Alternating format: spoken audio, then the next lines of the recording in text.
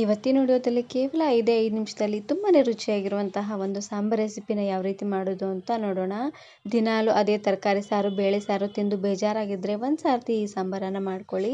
ಜಾಸ್ತಿ ಟೈಮ್ ಎಲ್ಲ ಹಿಡಿಸೋದಿಲ್ಲ, ಹಾಗೆಯೇ ಜಾಸ್ತಿ ಇಂಗ್ರೀಡಿಯೆಂಟ್ಸು ಬೇಕಾಗೋದಿಲ್ಲ. ತುಂಬಾನೇ ಸಿಂಪಲ್ ಆಗಿ ನೀವು ಇದನ್ನು ಮಾಡ್ಕೊಳ್ಬೋದು. ಇದನ್ನು ಮಾಡಲಿಕ್ಕೆ ಮೊದಲು ನಾನಿಲ್ಲಿ ಒಂದು ಪ್ಯಾನಿಗೆ ಸ್ವಲ್ಪ ಎಣ್ಣೆನ ಹಾಕ್ಕೊಳ್ತಾ ಇದ್ದೀನಿ. ಒಂದು 3 ರಿಂದ 4 ಚಮಚ ಆಗುವಷ್ಟು ಎಣ್ಣೆನ ಹಾಕ್ಕೊಳ್ಳಿ. ಎಣ್ಣೆ ಸ್ವಲ್ಪ ಬಿಸಿ ಆಗ್ತಿದ್ದಂಗೆ 1 ಚಮಚ ಆಗುವಷ್ಟು ಜೀರಿಗೆ ಮತ್ತು ಸಾಸಿವೆನ ಹಾಕ್ಕೊಳ್ತಾ ಇದ್ದೀನಿ. ನೋಡಿ, ಜೀರಿಗೆ ಸಾಸಿವೆ ಎಲ್ಲ ಚೆನ್ನಾಗಿ ರೀತಿಯಾಗಿ ಸಿಡಿಯೋವರೆಗೂ ಉರಿನ ಪೂರ್ತಿಯಾಗಿ ಲೋ ಫ್ಲೇಮ್ನಲ್ಲೇ ಇಟ್ಟು ಬೇಯಿಸ್ಕೊಳ್ಬೇಕು. ಇದಾದಮೇಲೆ ನಾನಿವಾಗ 1 ಸಲ ಆಗುವಷ್ಟು ಕರಿಬೇವು ಸೊಪ್ಪನ್ನು ಹಾಕ್ಕೊಳ್ತಾ ಇದ್ದೀನಿ. ಹಾಗೆಯೇ 1 ಗಡ್ಡೆ ಆಗುವಷ್ಟು ಬೆಳ್ಳುಳ್ಳಿ, ಸಿಪ್ಪೆ ಸಮೇತನೇ ಬೆಳ್ಳುಳ್ಳಿನ ಈ ರೀತಿಯಾಗಿ ಜಜ್ಜಿ ಹಾಕ್ಕೊಳ್ಳಿ. ಬೆಳ್ಳುಳ್ಳಿನ ಸ್ವಲ್ಪ ಜಾಸ್ತಿ ಅನ್ನೋಂಗೆ ಹಾಕ್ಕೊಳ್ಳಿ, ಫ್ಲೇವರ್ ತುಂಬಾ ಚೆನ್ನಾಗಿರುತ್ತೆ.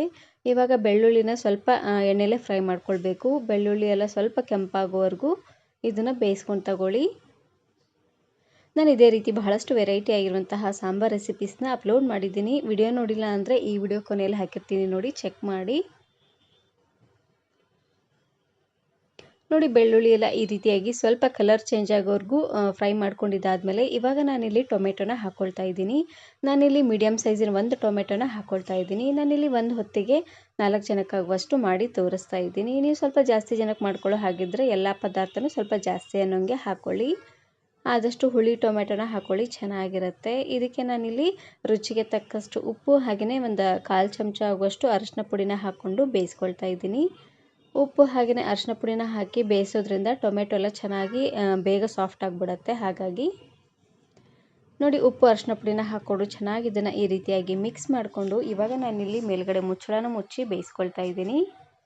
ಒಂದು ಅರ್ಧ ನಿಮಿಷವರೆಗೂ ಚೆನ್ನಾಗಿ ಇದನ್ನು ಬೇಯಿಸ್ಕೊಂಡ್ರೆ ಆಯಿತು. ಟೊಮೆಟೊ ಎಲ್ಲ ಪೂರ್ತಿ ಸಾಫ್ಟಾಗಿ ಚೆನ್ನಾಗಿ ಬೇಯುತ್ತೆ. ಇವಾಗ ನೋಡ್ತಾ ಇರ್ಬೋದು, ಟೊಮೆಟೊ ಎಲ್ಲ ಪೂರ್ತಿ ಸಾಫ್ಟಾಗಿ ಚೆನ್ನಾಗಿ ಬೆಂದಾಗಿದೆ.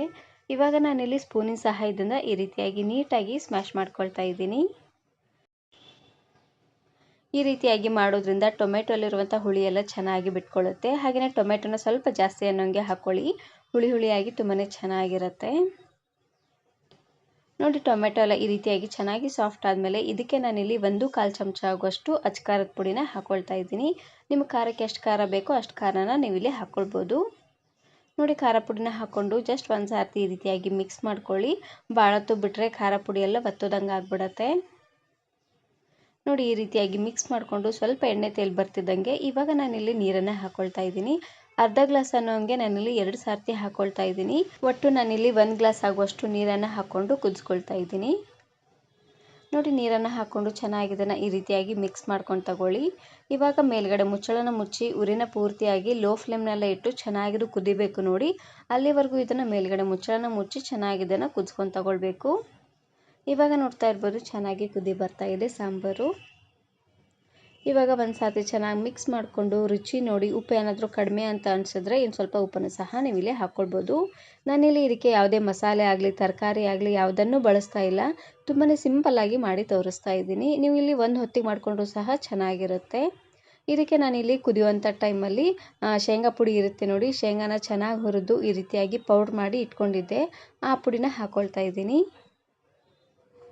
ನೋಡಿ, ಶೇಂಗಾ ಪುಡಿನ ಹಾಕ್ಕೊಂಡು ಚೆನ್ನಾಗಿ ಇದನ್ನು ಈ ರೀತಿಯಾಗಿ ಮಿಕ್ಸ್ ಮಾಡ್ಕೊಂಡು ತಗೊಳ್ಳಿ. ಶೇಂಗಾ ಪುಡಿನ ಸ್ವಲ್ಪ ಜಾಸ್ತಿ ಅನ್ನೋಂಗೆ ಹಾಕ್ಕೊಂಡು ಇದನ್ನು ಗಟ್ಟಿ ಬೇಕಿದ್ರೂ ನೀವು ಇದನ್ನು ಮಾಡ್ಕೊಳ್ಬೋದು. ಗಟ್ಟಿಯಾಗಿ ಮಾಡಿಕೊಂಡು ಇದನ್ನು ಚಪಾತಿ ರೊಟ್ಟಿ ಜೊತೆಗೂ ಸರ್ವ್ ಮಾಡ್ಕೊಳ್ಬೋದು, ತುಂಬಾ ರುಚಿಯಾಗಿರುತ್ತೆ. ಇವಾಗ ನಾನಿಲ್ಲಿ ಮೇಲ್ಗಡೆ ಮುಚ್ಚಳನ ಮುಚ್ಚಿ ಉರಿನ ಪೂರ್ತಿಯಾಗಿ ಲೋ ಫ್ಲೇಮ್ನಲ್ಲೇ ಇಟ್ಟು ಒಂದು 2 ನಿಮಿಷವರೆಗೂ ಚೆನ್ನಾಗಿ ಇದನ್ನು ಕುದಿಸ್ಕೊಂಡ್ರೆ ಆಯಿತು. ತುಂಬಾ ರುಚಿಯಾಗಿರುವಂತಹ ಸಾಂಬಾರು ರೆಡಿಯಾಗಿ ಹೋಗ್ಬಿಡುತ್ತೆ. ದಿನಾಲು ಒಂದೇ ರೀತಿಯಾಗಿರುವಂತಹ ಸಾಂಬಾರನ್ನು ತಿಂದು ಬೇಜಾರಾಗಿದ್ದರೆ ಒಂದು ಸಾರ್ತಿ ಈ ರೀತಿಯಾಗಿ ಸಾಂಬಾರನ್ನು ಮಾಡ್ಕೊಳ್ಳಿ, ತುಂಬಾ ರುಚಿಯಾಗಿರುತ್ತೆ. ಸಾಂಬಾರನ್ನು ನೀವು ಸ್ವಲ್ಪ ಗಟ್ಟಿಯಾಗಬೇಕು ಅನ್ನೋ ಹಾಗಿದ್ರೆ ಶೇಂಗಾ ಪುಡಿನ ಸ್ವಲ್ಪ ಜಾಸ್ತಿ ಅನ್ನೋಂಗೆ ಹಾಕ್ಕೊಂಡು ಗಟ್ಟಿಯಾಗಿ ಮಾಡ್ಕೊಳ್ಳಿ. ಸಾರು ಥರ ಬೇಕಿದ್ದರೆ ಈ ರೀತಿಯಾಗಿ ಸಾಂಬಾರಾದರೂ ಮಾಡ್ಕೊಳ್ಬೋದು. ಈ ವಿಡಿಯೋ ಇಷ್ಟ ಆದರೆ ಈಗಲೇ ಒಂದು ಲೈಕ್ ಬಟನನ್ನು ಕ್ಲಿಕ್ ಮಾಡಿ, ಫ್ರೆಂಡ್ಸ್ ಆ್ಯಂಡ್ ಫ್ಯಾಮಿಲಿ ಜೊತೆಗೆ ಶೇರ್ ಮಾಡಿ. ಹಾಗೆಯೇ ಮತ್ತಷ್ಟು ಹೊಸ ರೆಸಿಪಿಗಾಗಿ ವರ್ಣಿಕಾ ಅಡುಗೆ ಮನೆ ಯೂಟ್ಯೂಬ್ ಚಾನಲನ್ನು ಸಬ್ಸ್ಕ್ರೈಬ್ ಮಾಡ್ಕೊಳ್ಳಿ. Thank you.